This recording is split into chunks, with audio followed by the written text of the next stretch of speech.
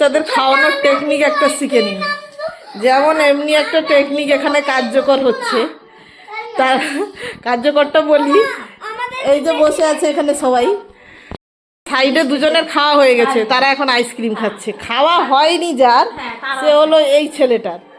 এবারে তাকে বলা হচ্ছে যে তুই আইসক্রিমটা হাতে রাখ, ততক্ষণে তুই খালি ঝপ করে খেয়ে নিবি আর তোকে আইসক্রিমটা দিয়ে দেওয়া হবে।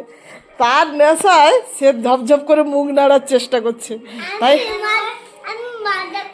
হ্যাঁ, যেরকম আমার কটিমারও এরকম হয় যে কোনো একটা জিনিস যে তুই এটা খেয়ে নে, তারপরে তুই শশাটা খাবি, দিলে সে টকটক করে ঢোক গিলতে থাকে। না হলে সে যে ঢোকটা নিয়ে বসলো, কখন ঢোক গিলবে, সে জন্ম থেকেই এরকম। সেরকম একে আইসক্রিমটা হাতে ধরিয়ে দেওয়া হয়েছে, হ্যাঁ হাতে খেয়ে নিয়েই টপ করে আইসক্রিমটা খুলবে, তাই তো ছোটে? হ্যাঁ, না হলে কিন্তু আমি আবার খেয়ে নেবো ঢপ করে। কি বলো? তোমাদের হলো ঠান্ডার দিনে কি আইসক্রিম খাওয়া ধরেছে। হ্যাঁ, আমার প্রতিমার খাওয়াটা নিয়ে তো আমি একদিন ভিডিও করবো।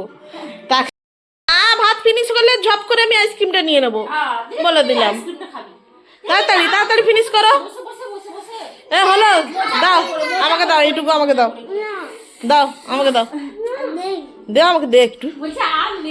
সবসময় তোরাই খাবি নাকি?